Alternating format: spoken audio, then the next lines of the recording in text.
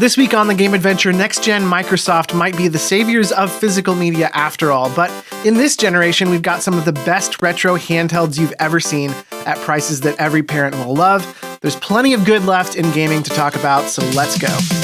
The Game Adventure Podcast is a family-friendly show that keeps you current in the world of video games.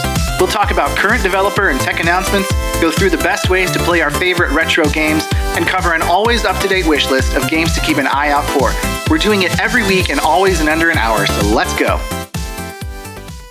What is up, everybody? Hope you're doing fantastic. Hope you're doing better than I am. You can kind of maybe hear in my voice that I picked up a cold this week.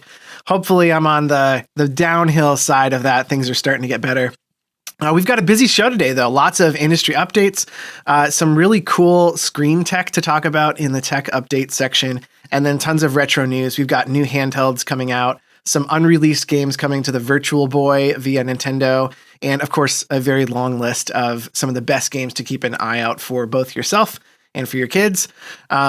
Kind of had a wild week this week. I had a segment from this show go a little bit viral. I'm going to say a little bit viral because it was viral for me. It was like 25,000 people looked at this clip talking about people making their own physical media. And that was kind of fun and also kind of not fun at the same time. It was legitimately exciting to talk with new people and also at the same time kind of highlighted how much toxicity there is in the world of video games. So I feel like I have kind of mixed feelings about that. But the world keeps moving. I make this show to serve you and to have a little bit of fun on a Saturday morning. So let's go ahead and jump into our first segment.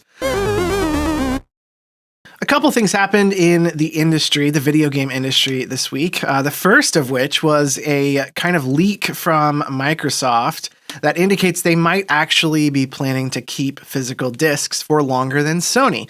So Sony was in the news over the last couple of weeks for saying we're going to discontinue physical discs in our next iteration of the PlayStation. But Xbox, if this is to be believed, that they are not moving away from physical media quite as quickly, at least. So they are probably going to keep a disk drive in the next system. Now, that might make sense if the next Xbox is more of like a PC hybrid.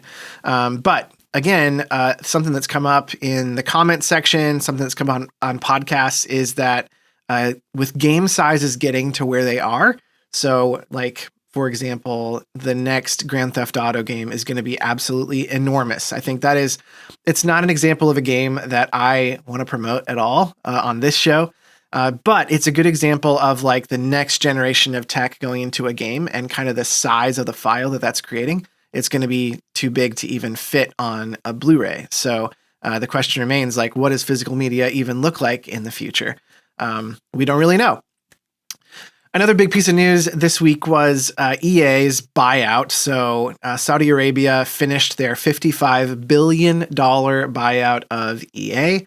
And EA took on about $20 billion in debt to finance this buyout, which is leading like the analysts to predict, hey, there's going to be a lot of financial changes at EA. And the things that they're worried about on the player side are things like monetization of games where we haven't seen monetization in the past. So games like Madden, that are huge franchises that historically have had some monetization in it. Are we going to see a bunch of microtransactions start coming to EA games in order to make them more profitable?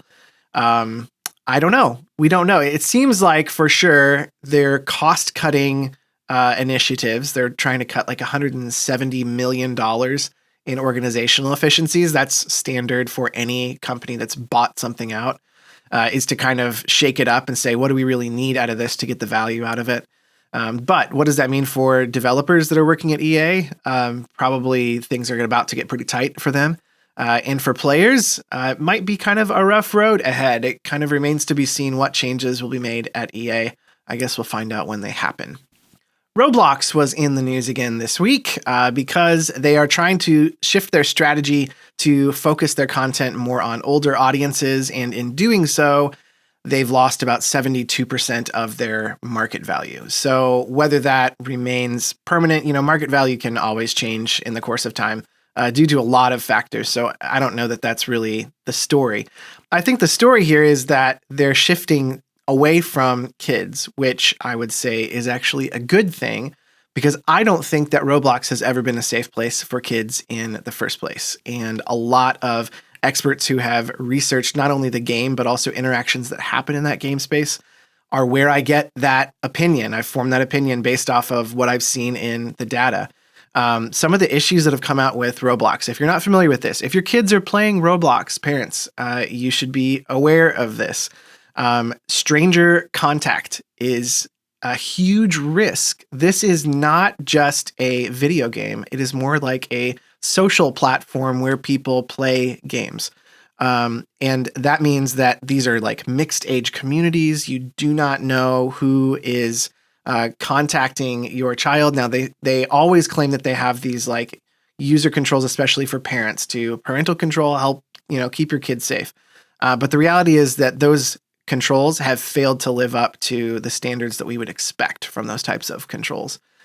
You've got voice chat in there that raises dangers of things like bullying, all kinds of content that you do not want your kid to wander into, because a lot of the content on here is user-generated. And the bottom line is that user-generated content is really hard to control. Nintendo found this out with like some of the Splatoon games where, you can draw pretty pictures and you can show them off to your friends. Well, guess what? People draw some not so pretty pictures on there. And I actually had to take one of those games away from my kids because of the stuff that I was seeing on there. I said, oh, wow. Okay, well, this isn't kid friendly. And Nintendo had to step in to like figure out, okay, how do we change this experience? Roblox has not stepped in. Some of the other issues with Roblox is Robux, which is their digital money. So the whole game system is created around having these user-generated content experiences that they can then sell and have like a economy within the game. And if kids don't understand the real value of money, they certainly don't understand the real value of Robux. I can't tell you how many stories I've heard personally from people that I know. The kids have spent tons and tons of money without even realizing what they're doing. So I would just be very, very cautious around Roblox. And personally, I think it's not a place that you'd want your kids to be any more than I would leave my young kids at the mall on their own today. And by the mall, I mean the outdoor shopping center, because they've killed all of our indoor malls in the Midwest, which is not smart. But anyway, I'm getting on a rant. I'm getting off topic. Be careful around Roblox. That's all I'm going to say about that. Halo Campaign Evolved really pulled in some large numbers on Xbox. However, not as large as you would think. So it was only ever the fourth most popular game on Xbox. And on PS5, it actually did even worse. So I talked last week about how this game probably looks best on like PS5 Pro, which is kind of funny. But as far as like PS5 users, only about 1% of them ended up playing this game. And my guess would be it was really big on Xbox because it came to Game Pass. So I don't know how much of an impact this game is really going to have on the Halo franchise or on, I guess, people playing this game in the long term. But initially, it looks like it hasn't been quite the splash that we would have expected it to be. And then not as a result of that necessarily, but layoffs happened at Halo Studios, which I think it's always good to see these things in context, because a lot of the news pieces, every time this happens, it's a big news story. Oh, tons and tons of layoffs came to the studio. I can't believe that they finished a huge game and now they're laying off their staff. Well, the reality of this industry has always been that you work, it's project-based. And so you hire a bunch of people in, they work on a project, and then when the project is finished, you might get to move on to the next project with that company, or you might not. It's not inevitable. So there are some studios that have done a really good job of securing long-term funding. They have really strong pipelines, which allow them to kind of overlap multiple projects. And sometimes the studios that are doing like live service games have been able to keep people on for longer than they would have otherwise. But I think what feels really shocking and why this keeps making the news is that the scale of this, we're talking about like thousands of people after a project is done on a large scale. And so we see like the revenue numbers come in that it was really successful. and then we see the people that have been laid off. And the connection the news often makes is between those two, and say greedy company lays off independent developers, and big company bad, little people good. But it's actually more complex than that, and this goes back a long ways in this industry. So I would take all those news reports with a grain of salt, and hopefully the folks that are leaving Halo Studios are moving on to the next project and continuing to make games. That's the hope, right? Nintendo, on the other hand, saw a huge profit increase of 150% that had absolutely nothing to do with video games. It had everything to do with tariff refunds. So they got a $300 million tariff refund from the United States. We're not going to talk about tariffs because this podcast is not that kind of show. But essentially, the United States charged them a whole bunch of money to import their games into the United States.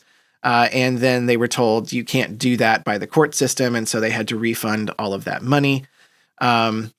I don't think that Nintendo has really passed along the tariff losses in the first place. So I don't know that they definitely don't owe it to anybody to give that back to the players or anything. And frankly, when we buy games, we know what we're buying them. We know the amount that we're paying for them, and we decide if that's a good value or not. And I'm happy that Nintendo has $300 million more to hopefully invest in making great games. And Nintendo historically is one of my favorite companies because of the way that they invest in family-friendly games so often. They seem really player forward, and so I hope they continue to be that way. Let's jump over to some really cool technology in the tech update. We'll get to that display tech in a moment. A couple other stories first. The AI RAM crisis continues. So a recent announcement came out that the entire memory stock for 2027, so that means all of the memory that the primary companies are making and plan to make for the next year has already been sold before it's even been manufactured, which is largely due to the memory needs of AI data centers. So Microsoft and other companies have responded in various ways, but I think one of the interesting connections there is Microsoft started pushing 8 gigabyte RAM on laptops again.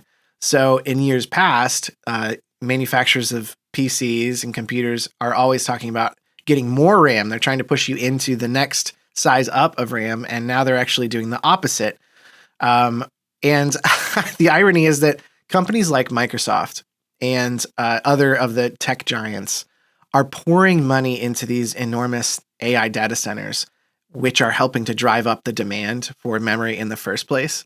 So I guess I'm a little skeptical when a company like Microsoft starts to push consumers into getting less RAM. So they're telling us you're going to have less RAM and you're going to be happy with it because we bought up all the other memory for our AI data centers. Sorry about that. Anyway, let's move to a new story. Look over here, right? That seems kind of like what Microsoft seems to be doing here. And maybe that's just me being a little negative about the future of AI impacting the world, and specifically memory for regular everyday people when we want to buy a new computer.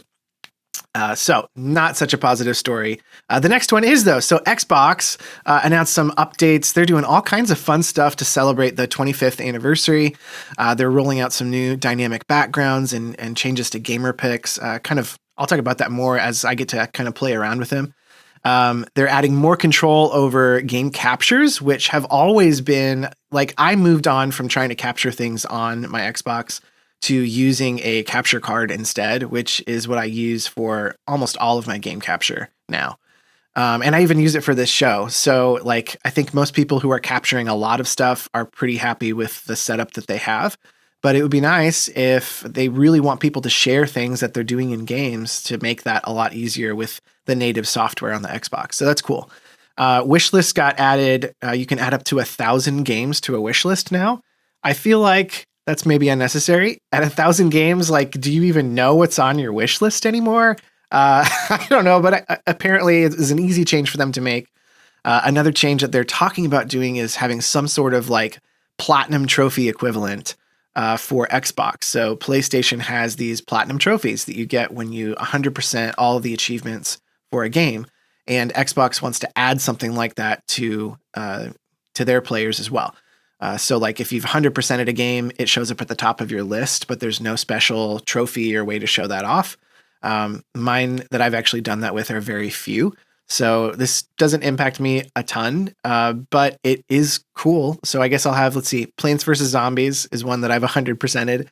So I'll have some sort of platinum achievement equivalent for Plants vs. Zombies in the future. I'll show it to you when I get it. Another big announcement from Xbox was that they're talking about, they've already talked about moving original Xbox games to Windows 11. So being able to play those Xbox games on a PC natively, which is very cool. But they're also talking about emulating Xbox 360 games on PC natively, which would be very cool. And this is probably going to happen alongside this Project Helix new console. So I'm guessing we probably won't hear a ton about this detail-wise until we start hearing more about their new console. I guess some folks are kind of cynical. They think this is a trap to get more people into Game Pass. I think the positive way to look at that would be if they want Game Pass to work, they've got to find a way to make it into a good deal for people. And if you're suddenly able to play a ton of Xbox 360 games as part of your subscription, I think you've successfully added value there. So that's awesome. Finally, let's talk about some of this new display tech that is being brought to gamers, especially kind of the company TCL that makes TVs, is trying to target PC gamer enthusiasts who actually want to get over to the couch. So a lot of the displays that you have that are like gaming displays, like a monitor, are going to focus on high refresh rates and really high resolution displays. And so they're trying to make some changes to their TVs that are going to appeal to like PC gamers, which is interesting. And one of the ways that they're doing that is they're having displays that are able to switch natively between multiple resolutions and refresh rates. So like you could have 288 hertz refresh rate at 1080p, but then you would have a little higher resolution option that would have a lower refresh rate. You're kind of always balancing those things. This really appeals to me because I use a large computer monitor to do all of my work on, but also this is what I play video games on. So I've got like the Switch 2 that actually does 4K. And so I would want 4K resolution for that. But then I've got the Xbox Series S that can do 120 frames, but it only does 1440 resolution. So like, oh, okay, so that's a different combination. It's always this game of like trying to balance your how fast do I want the refresh rate to be and how high do I want the resolution to be. Those are kind of the two main things. And so these TVs are able to do this swapping out based on what you're using instead of having to pick one and go with it for all of your inputs. So I think that's pretty cool. That's like a unique way of saying what's the existing technology that we have and what's a way that we can serve the people who are using this more dynamically, which is awesome.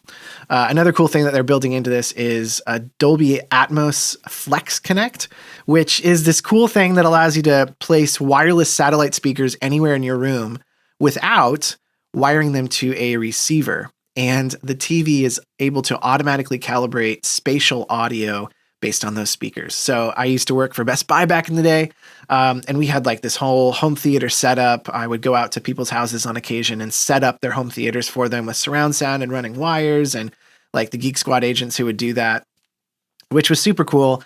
But in this day and age, we don't actually have to run wires necessarily in order to have really, really good sound. And so tons of cool wireless options that, 20 years ago, we would have not even thought was going to be possible. So that's awesome. Another kind of cool piece of tech coming out is this Tarantula Pro from GameSir. It's a very cool looking PC and Xbox controller. I think this is maybe one to keep an eye on if you're looking for a good third-party controller that you can use on Xbox and PC at the same time. With that, that's pretty much all of our new technology. Let's jump over to some older stuff that's still worth celebrating on the Retro Rerun. Two of the handhelds that we talked about last week, the Anbernic RGSP and the AYANEO Pocket Advance, are now out and getting into people's hands. The reviews have come back for both of them, and they're very positive. These are nice, tight little gaming devices that allow you to play Game Boy Advance titles in particular, and they're both probably capable of playing, probably up to PS1. I think the Pocket Advance is a little more capable if you want to kind of push things up to PS2 era emulation, but they're both definitely built around handhelds. So the Anbernic RGSP is the clamshell design. It runs on Linux. It does not have sticks, which is okay if you're playing Game Boy Advance titles, which is what it's built for. And the price on that is only between $60 and $70 after getting it shipped. So that's really a fantastic price point, especially if you have multiple kids like I do, and I might want to get more than one of these so that we can actually play together, harkening back to the Game Boy Advance era.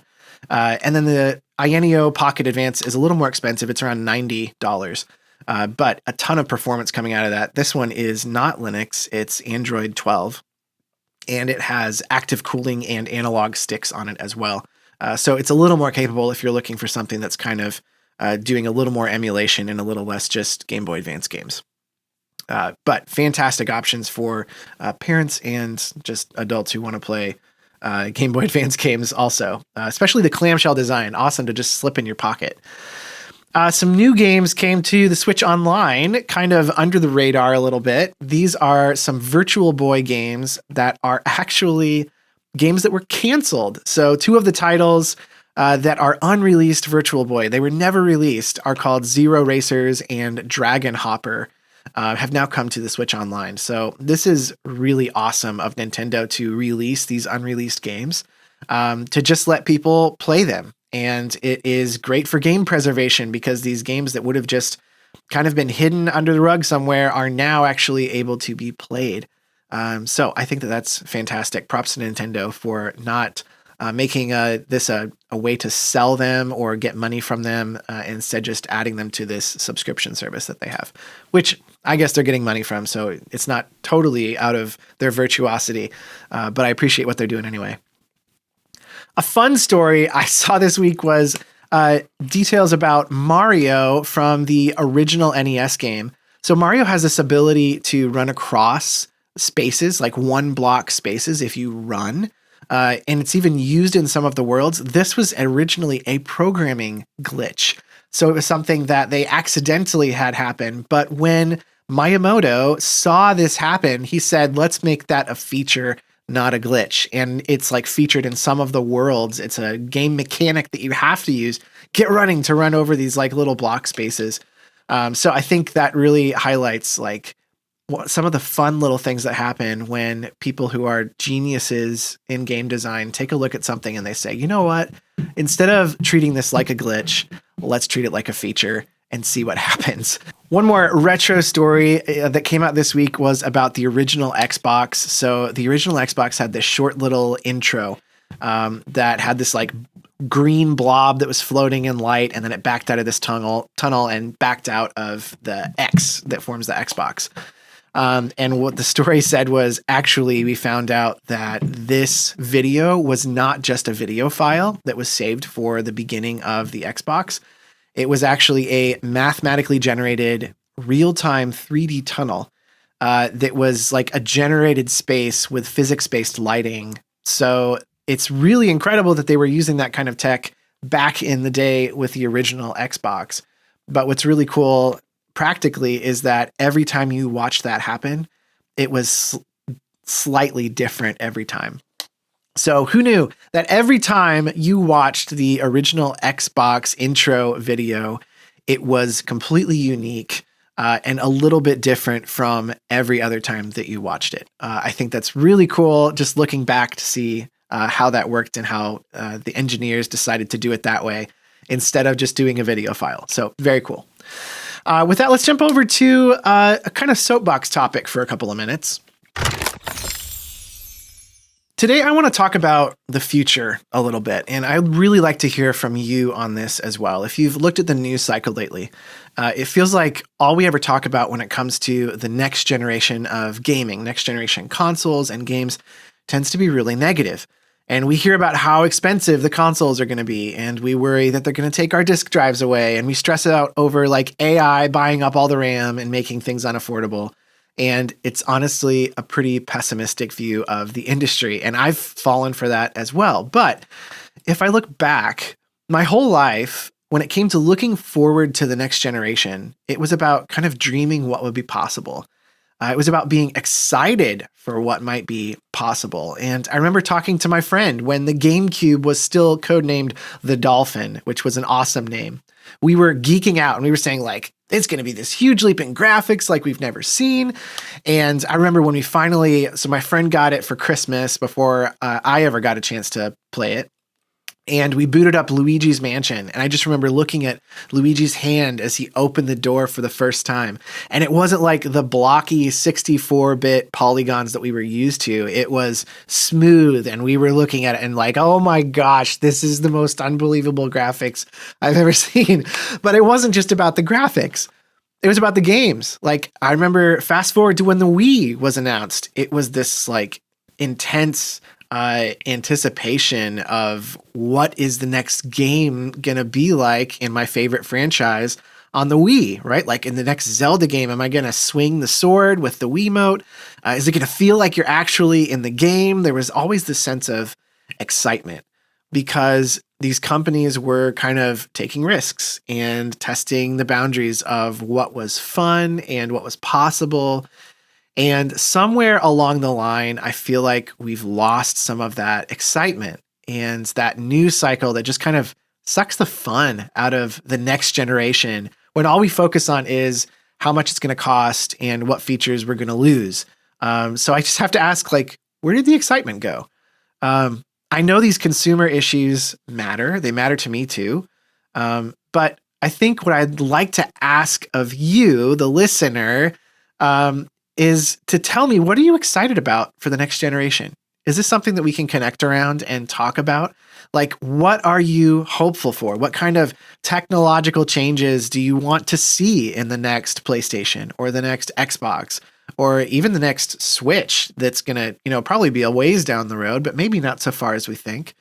What do you want to see happen in your favorite game series? Like, what do you want the jump to the next generation to look like? And what do you hope is possible when that jump happens? I just want to see us get back to some of the hope and the excitement when it comes to the next generation of what's going to be possible, because that is part of the fun in video games.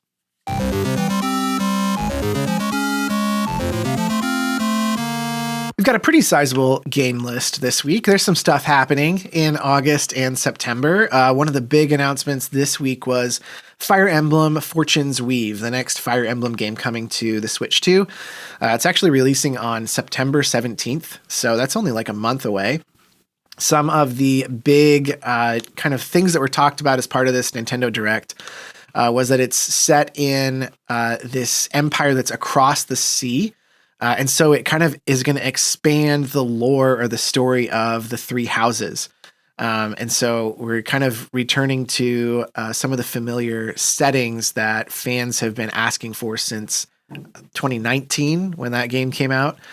They're going to have an interesting kind of story mechanic where we're switching between parallel people. So characters that are doing heroes, I guess, that are competing for these heroic games. And you get to switch between their storylines in one save file. And you get to kind of see how their stories like parallel each other and intersect each other, which is really unique. I don't know how they're pulling that off, but I'm excited to see how they do. There's also more like exploration where you have this like city hub with the open world movements and also this like dungeon crawling. And so you kind of get back to these elements that haven't been seen for a while, where you get to kind of hang out and do what you want, but also go dungeon crawling when you want to. A few more options that haven't been around in a game like this for a while. And then also the tactical combat mechanics. So there's this like blend of a ton of mechanics, including weapon durability, class certification exams. And then you've still got these new additions like these blaze arts that are supposed to drain your HP, new mounts like flying and ground mounts, and then also weather effects that are going to be dynamic on the battlefield that can impact how the battle goes. So I think they've really kind of started to test some things out with this game. I've never been into the Fire Emblem games. Honestly, I just haven't given them a chance. I haven't had time. So if you've played them, let me know which one I should start with if I want to start checking out the Fire Emblem games. I know that there's a lot of lore, a lot of story, and historically, those are the games that have really appealed to me. So maybe this would be a good one to jump in on. Lots of fun indie titles coming out this week, a couple of which we've talked about before. Big Walk, we've talked about before. That is out on PC, PlayStation 5, Nintendo Switch 2. I actually can't remember if it's out on Xbox or not. And then we talked about Pokopia a little while ago. That one has an expansion pass that is now out called the Bubbly Basin. So if you've been playing Pokemon Pokopia, it's time to go, I guess, underwater. So this is a ton of underwater stuff. It is a paid expansion, but it looks like it's going to add a lot of gameplay. Fields of Mistria is one that I have never talked about before. This came out of early access and into the full 1.0 launch on August 5th on PC, but this one is really similar to Stardew Valley. You can kind of see it in the trailer, how similar it is to Stardew Valley, but it's supposed to be a little more chill. So I think kind of the joke around Stardew Valley is you go in thinking that it's going to be this chill farming sim and you're doing all this cool stuff.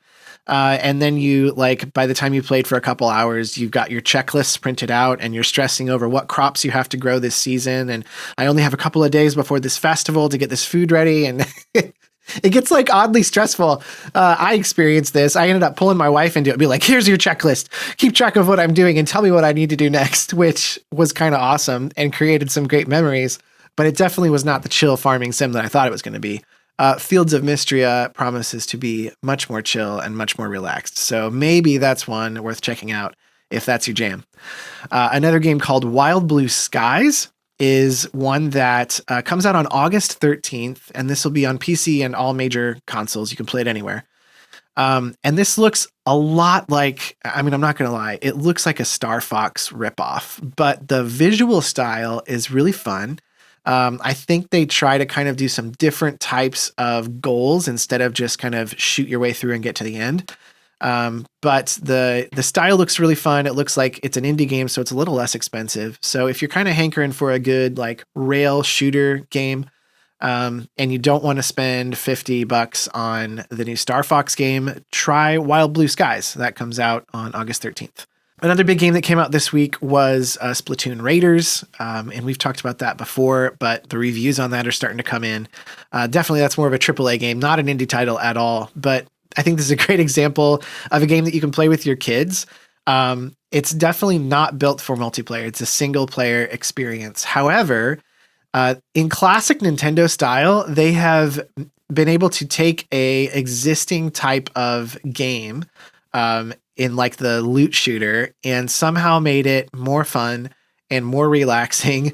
And all of the reviews for this are just really, really positive in all of the best ways. And so I'm excited to actually get my hands on Splatoon Raiders. My friend texted me this week and said, I'm going to have to get Splatoon Raiders for Christmas. And I'm thinking like, I don't know if I can wait for Christmas to play Splatoon Raiders. So maybe I'll have to get a physical copy and then we can share, because that's awesome that Nintendo makes that very easy to do with their physical copies and actually with their digital copies too. On the Switch 2, you can share games. You can lend them out to a friend even though you have the digital copy. So like props to Nintendo for doing things that nobody else is doing in that space. Those are really the two main. There's one more game that's coming out for families to be interested in, and that is Minecraft is releasing again. This is actually the Minecraft for the Switch 2. So Minecraft on the Switch 2 is coming, I think, October of this year, but it's going to have the vibrant visuals update. You can carry your saves over. There's even an upgrade path, which there's more information coming on that, but upgrade path, if you have it on the Switch 1, you'll be able to probably pay a little bit of money and upgrade it to the Switch 2 version. Up until now, you can play Minecraft on the Switch 2, but you're playing the Switch 1 version. This is actually the next update for Minecraft, and it's available in October to actually play using the Switch 2's advanced graphics capabilities. So that's exciting for Minecraft fans. For subscriptions this week, a couple things happening. I'll try not to double up. Some of this we've already talked about. So usually the subscription services are announcing what's leaving the service sometime around the middle of the month. So those will be kind of the same for a month or so. Xbox has some free play days going on this weekend. So NBA 2K26, the standard edition, you can actually play through August 14th for free. You do not need Game Pass for that. And then 2 Tom Clancy games, the Ghost Recon Wildlands and Ghost Recon Breakpoint. If you're into like those strategy shooters, those you can play through the 10th. So just this weekend. Game Pass, we've got a couple that are coming soon. Power Wash Simulator 2. I've heard this game is a lot of fun. I would rather go get my hose and probably wash my car than play Power Wash Simulator 2. But if you want to be in a simulation where you're power washing off things like, oh gosh, they have like Star Wars ships that need to be washed off. It is fun. That's being added on August 6th. So that's available as of today. And then coming on August 11th is the game preview for Grounded 2. So if you are at all interested, if you played the first one, that one might be one to check out via Game Pass on August 11th. Leaving Game Pass, there's a couple that are leaving. Aliens Fireteam Elite is leaving, Atlas Fallen, The Reign of Sand, and then also the indie title Firewatch is currently available on Game Pass, and that is leaving midway through the month this month. Over on PlayStation, we have the PlayStation Plus Essential Monthly Games. That's on like the lower tier of the PlayStation Plus. And Big Walk is actually out day one on PS5. So that one we've talked about before. Check that one out. If you're a PlayStation Plus member, there's no reason why not to pick that up and play it. A couple of games leaving PlayStation Plus. Around the middle of this month, Earth Defense Force 6. I actually played the second one of these back in the day on, it must have been on Xbox One. That was a really fun game. So if you like strategy, what is this? Kind of like balloons, like where you have to, tower defense. There we go. Tower defense type games. You might enjoy Earth Defense. Harold Halibut, we talked about last week, was the one that's created using motion capture. So you can check that one out. That's leaving mid-August. The game Roki, and then also Bomber Crew. Those are all taken off in mid-August. And that's pretty much the end of the game list. So let's jump over to kind of some mailbag moments before we take off for today. A couple of the comments that I got on like the social pieces that I posted was one of the pieces I posted was talking about the 1 billion players that Microsoft wants for Xbox. And I said, that's like an eighth of the world's population. I don't know that they're going to achieve that number of players. And somebody said, well, they do have Minecraft and Candy Crush. I wasn't even thinking about Microsoft owning a number of pretty popular like mobile titles that people play on their phone. So I don't know if that counts. I guess that makes the 1 billion seem a little less interesting if you're counting like people who play Candy Crush for 5 minutes a day. If you're counting those in your daily users for Xbox, I suppose maybe 1 billion players is doable still. Still seems kind of high to me. Another piece I posted about VR, somebody said there's a couple of technology is really advancing in that space. I said it hasn't really taken off yet, but I think it might if they can manage to bring some experiences that appeal to more people. And a couple of folks said, yeah, actually there's some games coming out like indie titles. More indie folks are starting to get involved in VR development, games for VR. So maybe that's what actually starts to turn the tide in the VR space. Another one I posted was about the Halo playing better on the PS5. And somebody said what really would be a fair comparison would be the Xbox version versus the standard PS5 version, not the PS5 Pro, which is a fair point. I still think that it's just funny that this game is playing the best on the competitor's hardware. But are we entering an age when like PlayStation and Xbox are no longer think of themselves or as each other of like the direct competition? I don't know. I think maybe we see that happening a little bit in the next generation, but I don't know that we're quite there yet. And then finally, the post that got more interest than I ever anticipated it doing was talking about people making their own physical media. Like I said earlier, this went kind of semi-viral, lots of opinions. I posted that story because I was excited for what this guy was doing and how he was kind of taking it into his own hands and having fun with like making covers and printing it on the disc and like really going old school, like very retro in his approach to making things, but like using modern day technology. I thought it was really cool. And frankly, I was kind of disappointed by how much doom and gloom there was in response to what was supposed to be just a fun story. One guy, though, did say, I'm going to go out and buy some rewritable DVDs right now. So like some people at least saw that for what it was and said, this is awesome. So obviously that was something that resonated with people. I'll try to post more fun stories like that in the future, I guess. So that's all the time we have for today. If you enjoyed this show, please take a second to rate this wherever you're listening to it. I think it does help with discovery of this show. And then also consider joining my free email list over at thegameadventure.com. There's a link in the show notes. I don't send you spam. I just give you early access to the YouTube version of this. If you want to watch the video version, I usually post that on like Sunday afternoons on YouTube, but I also post it a day early via a link to folks who are subscribers to the show. Also, it's just a good way for me to keep in touch with you. That's a little more reliable than catching you on social media. So I hope you have a fantastic week. I will see you again next week, same time, same place.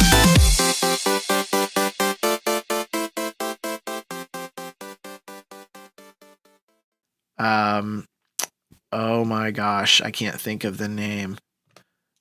Need more coffee. Need more decongestant. Okay, let's try this again.